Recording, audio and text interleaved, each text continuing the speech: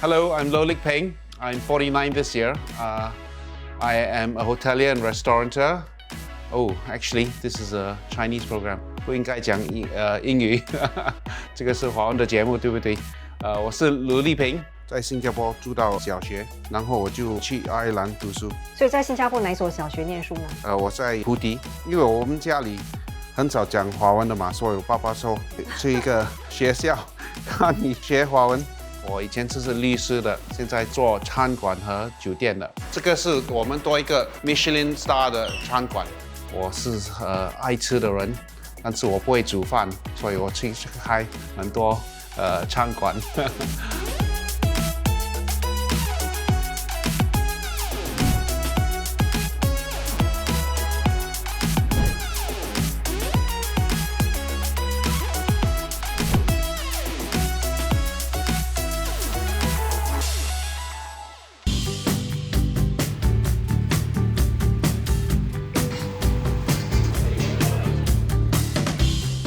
中央商业区这一带是条美食街，有不同国家的菜色，价位的选择也很多。选择多，想走进哪一家吃一顿，就看你今天想吃些什么了。在众多的餐馆当中，有5家是由同一家集团所经营的。集团在本地有至少20家餐馆，在海外，例如上海、悉尼和伦敦，也有酒店和餐馆。集团的老板是卢丽萍。今天我约了他在这里见面。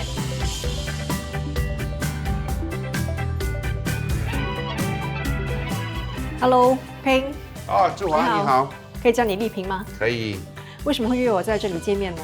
因为这个餐馆我们刚刚开的，是最新的其中一家。对。其实我一进来感到好像是进入另外一个空间哦。对。也看不出是卖什么料理，所以他卖的是怎么样的一个料理呢？这个是比较特别的，好像一个 mix of Australian and Sri Lankan。哦。因为那个 chef is Sri Lankan。所以是一个斯里兰卡的厨师，可是卖的是澳洲的料理。对，因为他是澳洲学的嘛，他是澳洲长大的。很特别，就是他整个摆设也看不出是哪一国的料理，但是有点古色古香，而且这里也有很多的就是艺术品。对，可以走靠近一点看吗？来，我们去看。其实走到这里哦，首先吸引到我就是这个巨型的吊饰。它是什么来的呢？这个是灯罩来的。那整个餐馆给我的感觉，除了是豪华之外，就好像是进入一个人的家里哦。对。所以它走的是一个什么风格呢？这个是 Chef Rishi 的，好像他的家这样。哦，就是主厨他要营造一个家的感觉。对。所以主厨还有想出哪一些提议呢？你看这边的绿化墙。哦，这里很多植物，的确。对。而且是热带的植物。对呀。所以主厨也非常喜欢花花草草。对。那么在整个餐馆的设计和装潢方面，你有什么就是贡献吗？没有，我全部留给他做。哦，所以这间餐馆主要就是以主厨为主打。这个是他的，好像他的家里嘛，他每天在这里煮，他这个也是他的 vision。我也看到它其实家具方面也很古色古香，然后每一张桌子和椅子其实客人坐的位置都不太一样，很有个人的风格。对呀。你在这一带还有另外4家餐馆吗？有啊。他们的概念是怎么样的呢？全部都不一样的。如果你有时间，我带你去看一看啊。好啊，没事。好啊，来，我们去。这个地方任何时候好像都很热闹。对。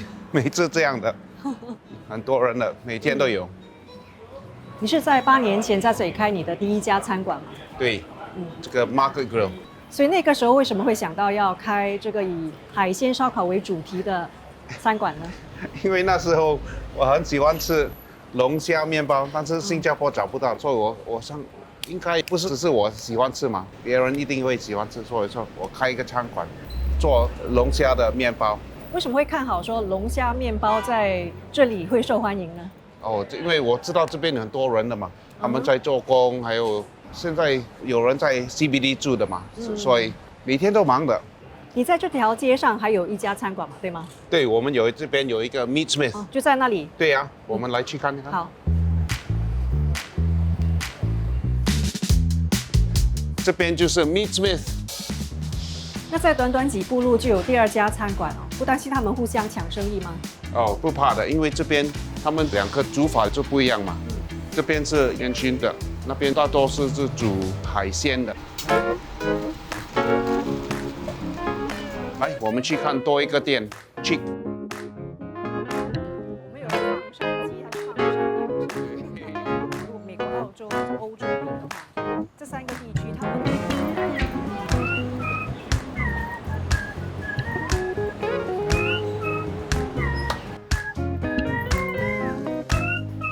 这家餐馆卖的是什么料理呢？这是澳洲的料理，所以他们的 ingredient 全部是澳洲来的。所以澳洲料理有什么特色呢？他们的牛啊，全部是 free range 的嘛，它比较好吃的，很 juicy 的。就是新加坡有 free range chicken 嘛，就是放山鸡，这样放山牛是吗？对对对，因为它那边很大的地嘛。对。所以这里的价位看起来整个感觉又不太一样。因为这边我们做是 bistro 的嘛，所以 bistro 我们不要弄到太 fancy， 我们给他们 comfortable 一点。所以你在设计餐馆的概念的时候，好像说像这家是先有它的概念，然后才开店吗？还是说先有地点才开店呢？你是在开餐馆的时候是考虑什么的呢？有时候是看的地址怎么样的，有时候是找那个好的 chef 我们才决定的。它的地点的意思是说它的交通很方便，还是说它的整个格局够大，还是什么意思呢？2个都很好，2个都一看就喜欢。对，所以在这一带有一些是完全纯粹是因为你自己喜欢吃某种食物，先有概念，然后开店。然后有一些是因为你觉得那个厨师不错，他的概念不错，就因为他们开店。对。所以这边也是我们有一个 Michelin Star。那这一带还有哪一家是有获得米其林星级的餐馆呢？我们可以去 Nuri， 因为它也是一个 Michelin Star。好，走吧。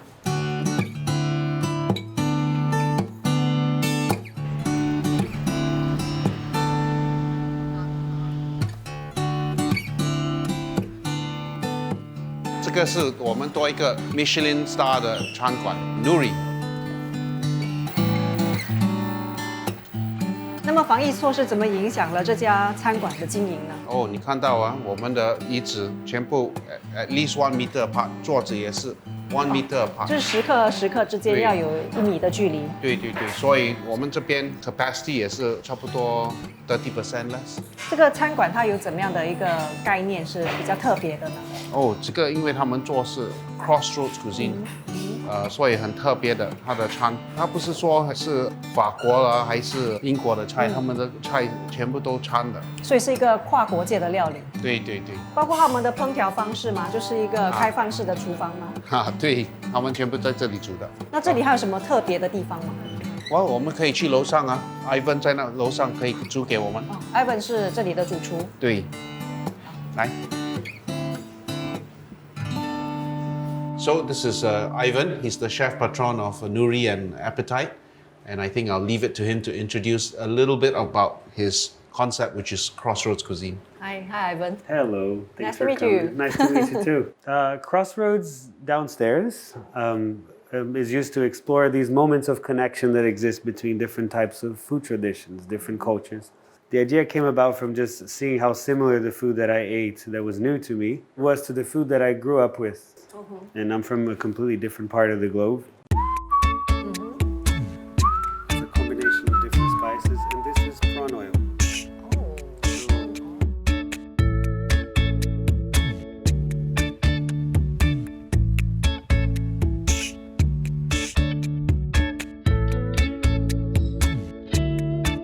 你最喜欢吃哪一国的料理？这个是每天换的。今天喜欢吃日本餐，明天是说喜欢吃西餐。所以你每天都到你自己经营的餐馆去吃饭的吗？有啊。哦，真的啊？每真的天吗？每天吗？其实我就是有注意你的 IG，经常会 po 一些美食的照片。对，用我的 IG 好像做 marketing 嘛，对不对？所以我吃的我拍一个照也是放在我的 IG。所以一般上，一间餐馆你会1个月或1个星期会去几次呢？如果是好像 Nuri 啊，还是 Zen， 因为他们是 tasting menu 嘛，那我不是说很时常来，我差不多1个月1-2次。别的如果是大华啦这些，可以一个星期吃一次没有问题的。那么我知道现在因为疫情的关系，很多餐馆的定位，特别是那些高价位的餐馆，都要好几个月的时间了。对，所以你会经常遇到有人拜托你要插队吗？很多，但是我也不可以帮他们，我自己也不可以进，你也要排队啊？我也要排队。那你本身呢？一般人会进入餐饮业是不是爱吃就是很会煮，所以你是属于哪个类型呢？我是爱吃的。那你会下厨吗？简单的可以，我不会煮那么好的，所以我来这边吃。可是会觉得这样会吃亏吗？因为老板不会煮，完全要靠厨师。这些我吃亏是不用紧的，因为我真的不会煮。那么他们会听从你吗？因为你其实不会下厨，不会煮的话，我不会告诉他们怎么样煮饭的，我只是可以告诉他们我喜欢还是不喜欢而已。他们怎么样煮，他们用什么 skill 来煮，我也不知道的。所以这么多的餐馆，有没有你最爱的？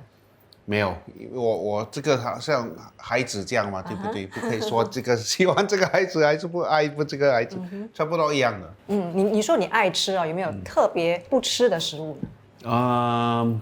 没有啊，我什么东西都吃的。什么东西都吃。那我们待会儿再请Ivan来请我们吃第二道菜。好。What are you preparing now? I'm making mole, which is kind of like a curry as well. So today we made two different types of curry. This is of Mexican origin or Central American origin. There are about 7 very famous ones, but the one that was exported the most, I guess, was the mole poblano. Wow. Which is a chocolate one, is it? It's based on chocolate, and we found it, very funny because it's a very similar process when you're making ayam keluak here, and that taste profile is quite similar. And so we literally blended both of these dishes together and decided to do a mole poblano that is also inspired by ayam keluak. And so instead of chocolate, we use buak luwak, the local black nut or football nut, depends on where you're from. And that's the base for the dish.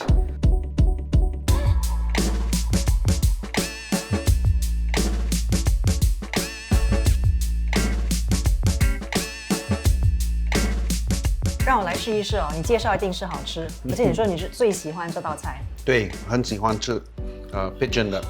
我吃这个菜的时候，我问 Ivan 可以给我1碗饭吗？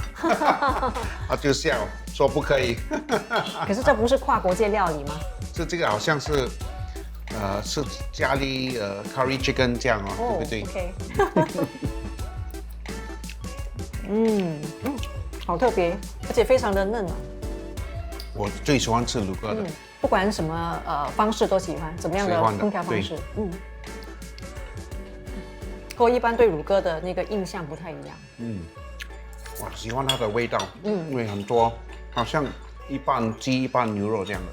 其实你会进入餐饮业要说到就是18年前你在第一家酒店开的第一间餐馆，那么到了今天有差不多20家餐馆，几乎每一家概念都不一样为什么会走多元化的路线呢？ You know, we are a restaurant group that is very chef driven and concept driven, which is why we are able to do 20 different restaurants that all have different positionings. They are very much the vision of the chefs rather than my vision. I am just the person who helps them to enable that vision, to help them bring that vision to fruition. But actually, the chefs are the ones running the restaurants. If you look at Nuri, it's very much Ivan's restaurant. If you look at Cloud Street, it's 100% Rishi. So I'm the enabler rather than the person who's there doing the cooking, right? So that's why we have all these different restaurants that are very much chef driven. 我觉得在这个时间点访问卢丽萍是很有意思的。她所经营的酒店和餐饮业是受冠病疫情冲击最大的行业之一。虽然目前的情况以新加坡来说，可能已经好多了，但是其实还没有完全恢复过来。大风大雨可能已经过去了，在天气还没有放晴之前，其实他一直都在为他的生意发展进行规划。比如我知道他有些餐馆将搬到新的地点去。在访问过程中，他轻描淡写地告诉我他过去1年来的经历，这或许也说明了他这个人的格局有多大。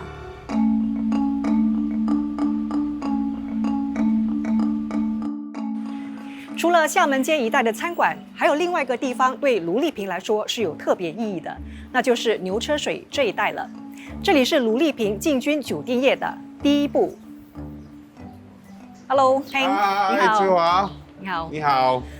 那和上次你带我去中央商业区那条美食街相比哦，对，这里对你来说应该更有意义吧？很多怀念，因为这个是我第一个的酒店，也是我第一个的餐厅，所以每次回来这边也是很多感情，所以每次回来看到这个地方就很开心嘛。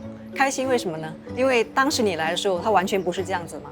对，我第一次来的时候，这边全部都是红灯区来的。所以当时在这里开一家就是比较高档的餐馆，会不会觉得是冒险呢？哦，当然了，那时候人家看我这边开酒店、开餐馆，说你神经病的。可是你对这个地方好像就是也挺喜欢的。真的很喜欢，因为这边是我第一个开的嘛，所以我每次想到也是开心的啦。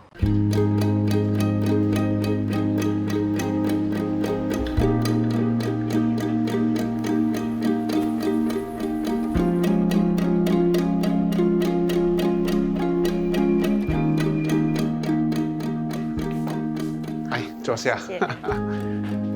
环境好优美。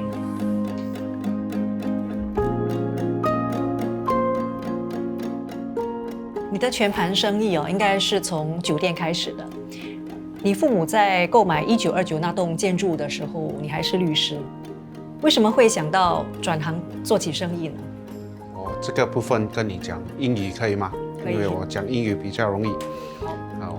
So it was easy for me to switch from being a lawyer to doing business because I think at that time when I first became a lawyer, I was first in practice was the depth of the Asian financial crisis. This was late 90s, early 2000s.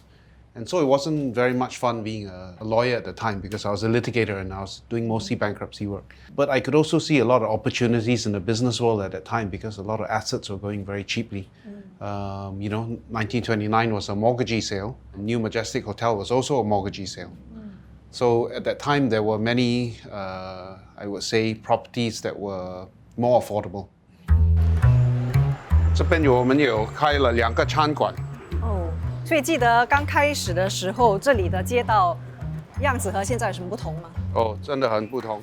那时候这整个区全部是红灯区来的，所以做的生意不是很好的。当初是怎么吸引顾客到你们餐馆去的呢？我们那时候做很多宣传嘛，所以我们叫人来试试看我们的餐馆，试试看我们的酒店。也是靠酒店的顾客。对，这种地方你不可以开大的，你开大的很难做的这边。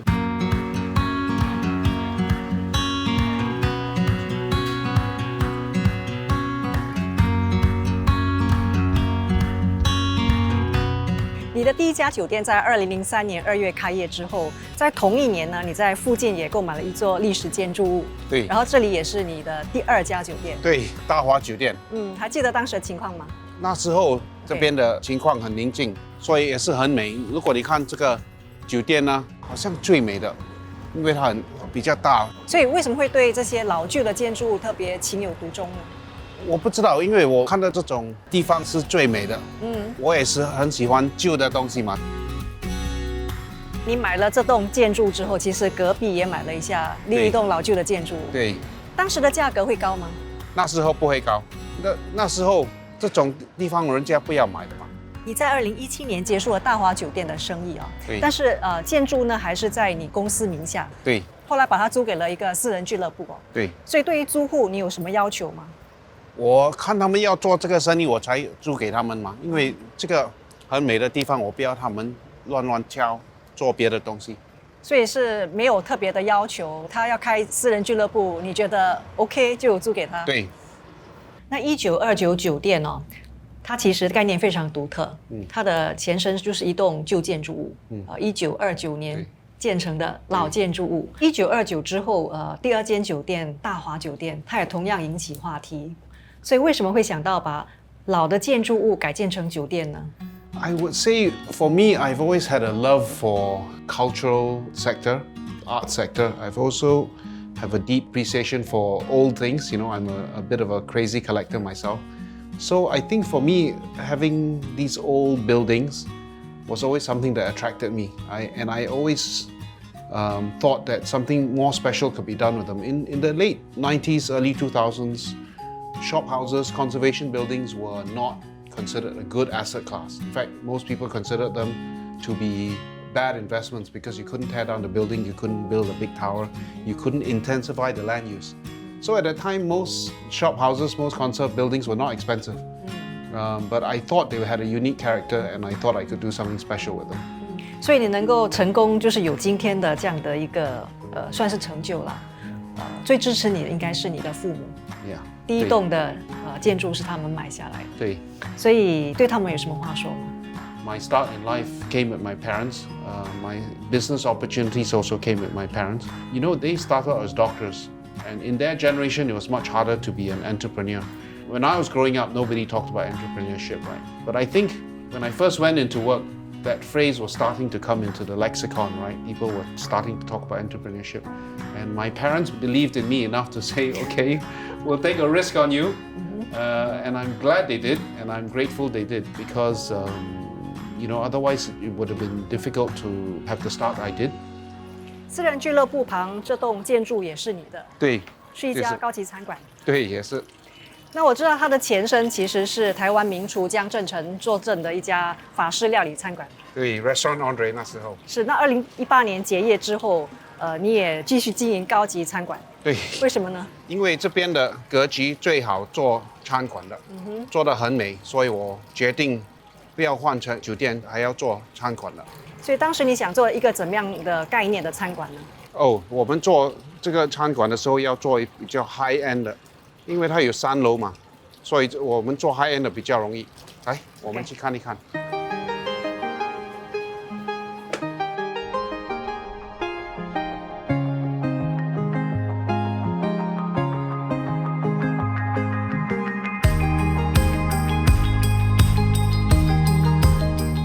其实说到酒店业哦，原本在新加坡是有3家酒店的，但是分别在几年前卖掉了，或者是结束营业了。对。为什么决定结束在新加坡的酒店生意呢？ Okay, so this is a good business lesson again. Yeah. You know, when we first opened our hotels in early 2000, 03, 06, at the time it was very profitable to do these boutique hotels. We were making very good profits because we didn't have much competition in Singapore, so we were able to charge quite high rates for that time. But over the years, I could see my profit margin shrinking, right? And so it was just time for me from a business point of view to look at diversifying the portfolio, put my investments in other places. 所以对你来说，什么样的酒店才算是好酒店？ So for me, it has to be distinctive. It has to be something that is very unusual and very unique. If you look at Old Town Hall, it was converted from a former town hall in Bethnal Green, East London. If you look at Old Clare in Sydney, it's an old brewery. So the bones of those buildings are really beautiful, right? So you're able to create these very unique one-off hotels. Design-wise, historical-wise, service-wise, you know, everything that is not cookie-cutter. 那你带我走访了你很多餐馆，概念都很独特，也看了你的就是过去的酒店，同样的就是老旧建筑物到一个精品酒店，非常的古色古香，但是又很现代化，所以我很好奇你家里是不是也是这样子的？Yeah, well, why don't you come to my house and have a look? There are indeed a lot of collections there. 好，谢谢你。卢丽萍开设的餐馆还有酒店呢，内部装潢都非常有特色。我现在来到了卢丽萍的家。我也很好奇，他的家到底是什么样子的。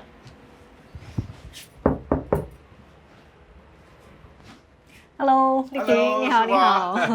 欢迎来我的家。你的家很特别，好像进入日本竹林。好，谢谢。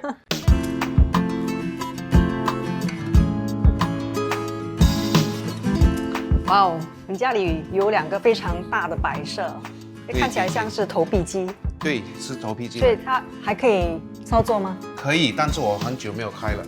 这个是叫 Automaton 来的，我在英国的 Natural History Museum 买的。所以它是怎么操作的呢？你放那个钱在里边呢，它的猫头鹰的它的还会开，还它会动，翅膀会展翅。对对对，然后下面的这些玩偶是会，全部会动的。但是我很久没有开了，所以不知道还会跑吗？有音乐吗？没有音乐的。我还看到你家里有一部很大的钢琴，对，三角钢琴，对，是你在弹吗？不是这个我老婆的，我老婆会小提琴还有钢琴的。哦，对你太太是小提琴家，对，所以她每天都要弹。所以我家里每天都有音乐的，哦，那很好啊。很好。那在钢琴的旁边有一张像是床的椅子，是椅子还是床呢？还是是一个比较特别的椅子啦。如果你可以在这边睡觉的，如果你听音乐，所以你喜欢买一些很特别、设计很特别的椅子。对你家里就有很多款式不一的椅子，对对就好像这张椅子看起来就特别的古旧。对对对，这个是一个 Arnie Jacobsen drop chair，哦，很特别的，所以摆在这里，平时有人坐吗？很少，这个孩子可以做而已。还是很心爱，虽然有一点旧，可是不舍得丢掉。这个不可以丢掉的，这个我是古董来的这个。然后这边我也是有很多风扇。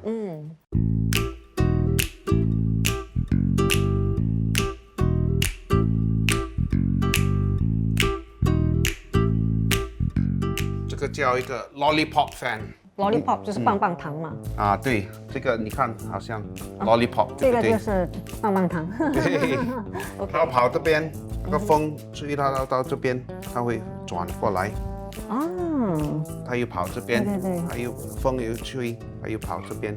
那设计好奥妙。对，其实我还有一个观察你的家里除了旧椅子多之外，还有风扇多，其实还有一样东西也很多，那就是猫头鹰。对，这里1、2、3、4，然后刚才入门之后就也看到有好几样。那为什么会喜欢猫头鹰？它也是你的收藏吗？不是，这个是我老婆，哦，她从小喜欢猫头鹰，所以我们去什么地方都买的。就我们去澳洲啦，我们去法国啦，我们就看到一个猫头鹰就买。所以这个是在我们在Paris 买的。喜欢它什么呢？我不知道，我老婆很喜欢猫头鹰。猫头鹰是智慧的象征，所以太太是智慧型的女性。对对，其实你家里的摆设也很特别，我看到有很多不同款式的椅子哦，沙发的部分也是一样，对有些新，有些旧。对。所以可以谈谈你是在哪里买的吗？这个我在新加坡买的，这个是 Corbusier，如果你坐的时候很舒服的，这很舒服吗？可以对，坐吗很？舒服，可以来。你坐的时候，你整个会 sink in， 对不对？哎，是是，对。那世界各地走了这么多地方，有没有哪一个城市或者是地方是你特别喜欢购买你的收藏的一个地方呢？我看是英国了，因为我那边是最熟的，我知道去哪里买，哪一个店啊有我喜欢的东西，所以我平时去英国做工的时候，我也去找的。为什么对英国这么熟悉呢？因为我是爱尔兰出世的，我小时候也是在那边读书，所以也是在那边长大的，所以很熟了。你对爱尔兰有怎么样的回忆呢？很多回忆，我准备了一个小的 surprise 给你，好啊。来。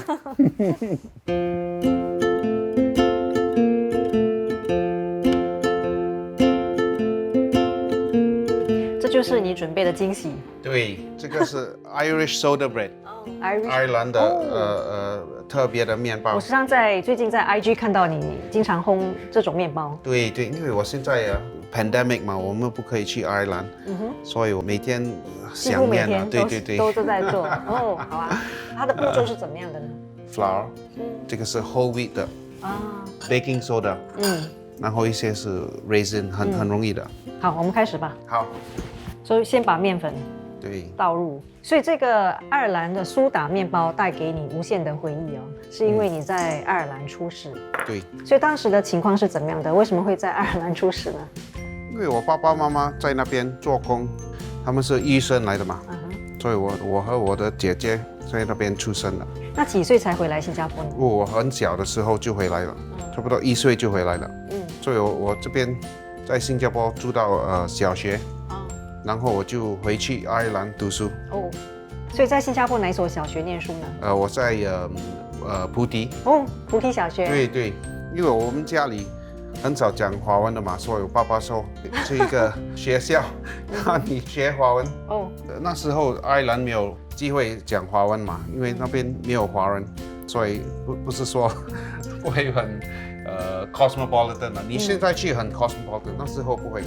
我回来做兵的时候才会讲华文。为什么会喜欢做这道Irish soda bread 呢？因为我小时候我在学校最喜欢吃的就是这个 soda bread，但是你回来新加坡找不到的，所以要自己做，但是很容易做，所以我孩子也是很喜欢吃。所以这个爱尔兰面包带给你什么回忆呢？好像在学校每次吃的，所以我想念的是好朋友啦。好，以前呢，他妈妈也是很多煮这个面包的。好，你因为父母在爱尔兰工作，所以父母对你的影响有多大呢？是最大的，我看很重要的，因为我小时候看他父母亲两个都是医生来的，所以你看他们做事很困难的，他们早上就去做工，晚上很迟才回来的。他们礼拜天都有做工的。你也受到影响？我看他们的例子，所以也就影响到我想法啦。所以后来就是在工作事业上也非常的拼命。对，所以我告诉我孩子也是要负责任的，是最重要。如果你要做什么东西，也是要做得完。不要半途而废。对。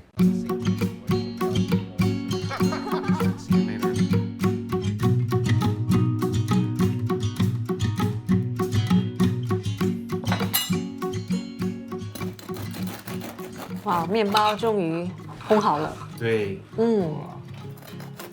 这道口感是比较香脆的。对。我喜欢葡萄。好，谢谢。你本身是小提琴演奏家，那么丽萍是开餐馆的，那你也和她一样热爱美食吗？我很喜欢吃，可是我比较喜欢简单的食物，好像麦当劳跟bagels， 所以跟他不一样。那丽萍因为是开餐馆的关系，所以她在家里对食物会不会很挑剔呢？ Actually, no, he's not too fussy about food. I have to say that's one nice thing about Ping. He's not really a food snob. He's happy to try everything, and we usually eat it a lot, but with the kids as well, so it can't be anything that's too fancy. So I think, no, he's very easygoing. 太太是就是知名的小提琴演奏家从小就获奖无数哦。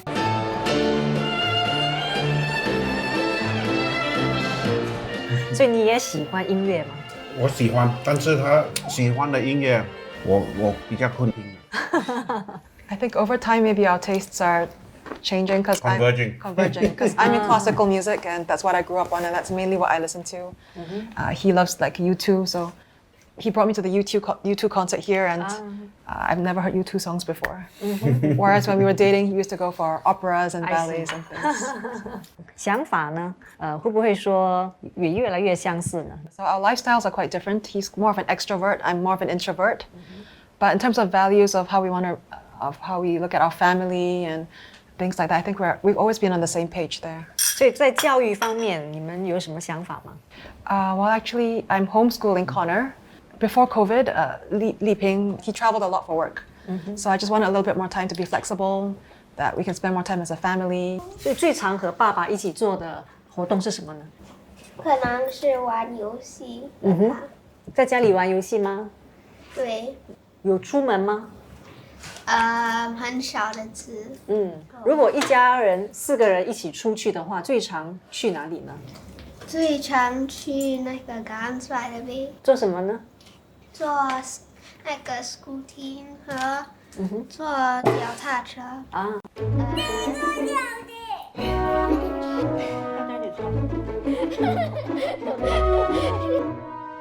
一个人成不成功，除了看事业，家庭和不和睦也很重要。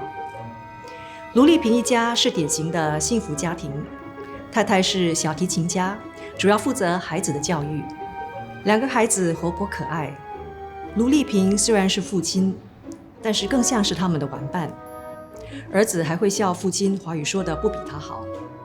他们夫妇对孩子教育的想法也让我留下深刻的印象。除了让儿子在家学习，他们原本还打算每年带孩子到中国住几个月，让孩子完全进入在讲华语的环境里。我问他为什么，他说无法掌握好华语是他一生的遗憾，他希望孩子不要有这样的遗憾。卢丽萍旗下的餐馆不只是西餐厅，其实历史最悠久的是一家中餐馆，当年就开在他所经营的第2家酒店里。酒店后来虽然结业了，但是餐馆找到新的地点继续营业，而主厨从第一天开始就是同一个人。所以今天我决定来到餐馆找他，来了解卢丽萍到底是一个怎么样的合作伙伴。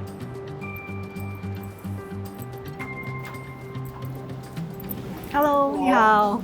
欢迎你，你好，谢谢。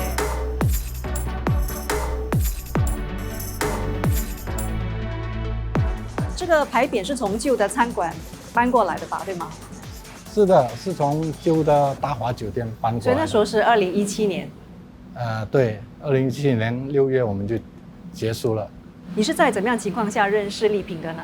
那时候我在泛太平洋海天楼做大厨，是朋友介绍的，然后他也是常常来吃东西，然后见过几次面之后，他就问我，哎，你有没有兴趣开一间餐厅啊？我有一个小酒店。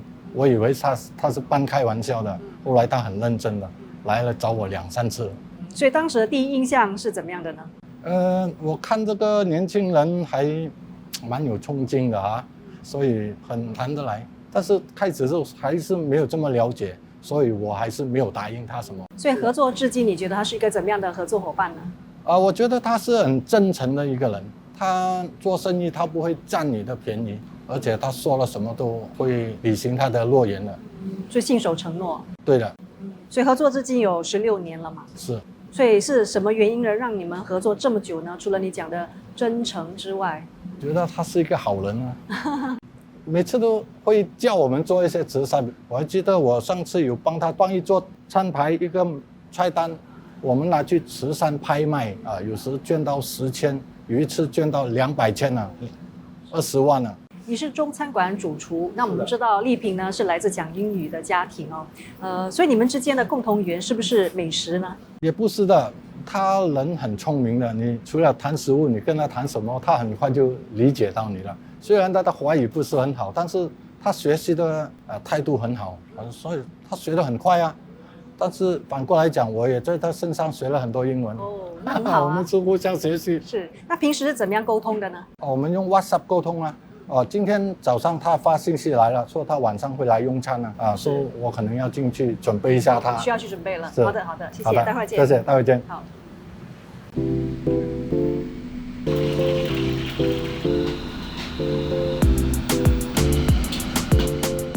杨师傅说你是一个待人真诚而且信守承诺的合作伙伴，那你怎么看待你自己呢？我看待自己不是说老板的人了，我看他们是好像我们的朋友，不是说我每次跟他们讲什么东西的，我们每次是谈的嘛。所以因为我自己也不会煮，我自己也不会跑餐馆，所以我们一定要合作。所以我不会去那边告诉他们怎么样做他们的工的嘛。所以我们合作是最重要的。所以是讨论式的，达到一个方案。对。那么这么多年来，我相信一定有不少厨师就是上门找你，想要和你合作。很多，每次有很多来的，对。那你会轻易的答应吗？大多是没有的。如果有10个找我，9个我告诉他不可以的，不容易找。会做生意的，也会煮饭的，也很多 personality 的，这种人很难找的。所以你要找3个条件，就是会煮饭，会煮饭，然后就是会管理生意，对，会管理生意。然后第3就是你说性格。对，性格也是我们做工的时候，我们要默契。如果我们没有默契，也是很难做的。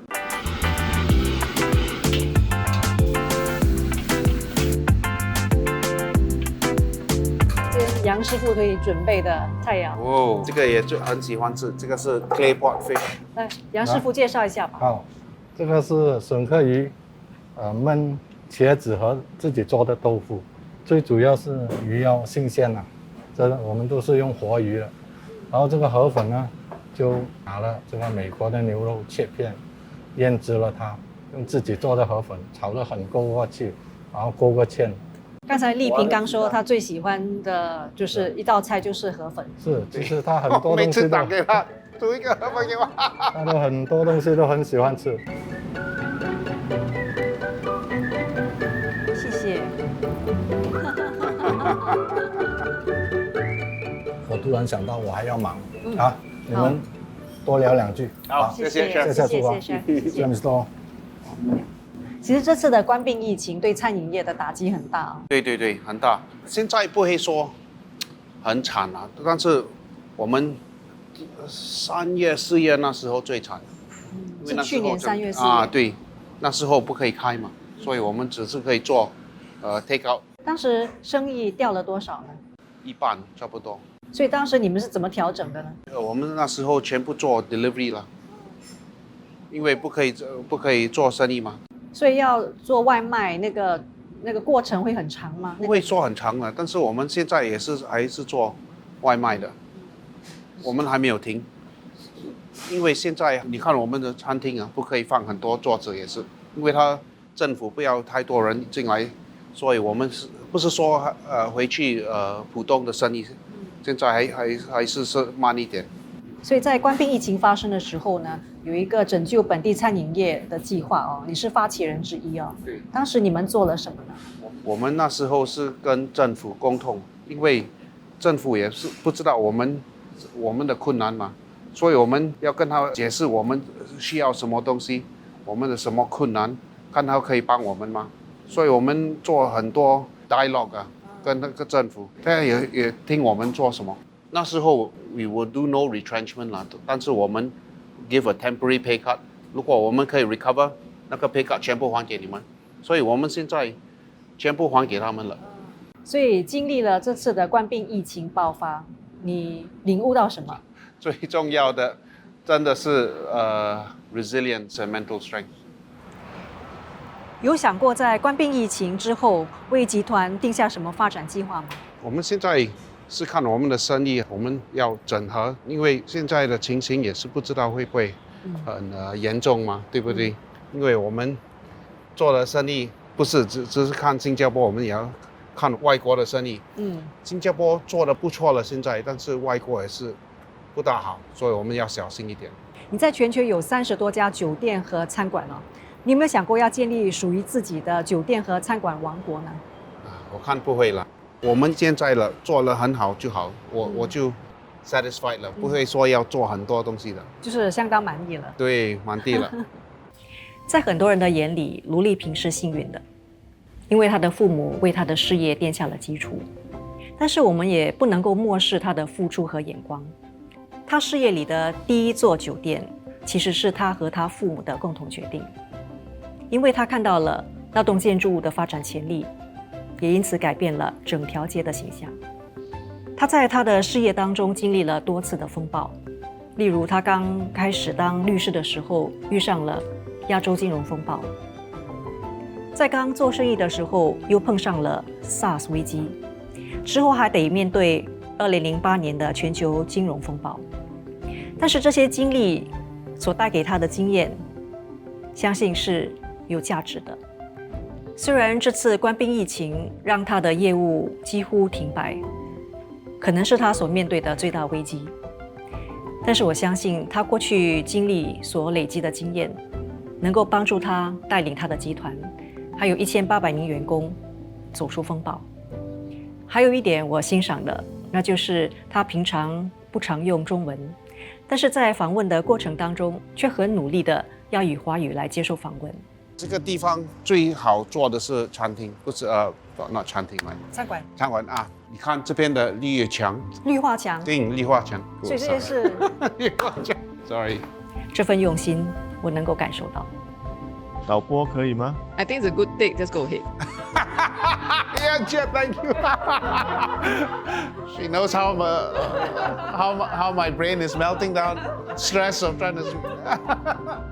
明天就喜欢吃西餐。西餐。我说什么？西餐。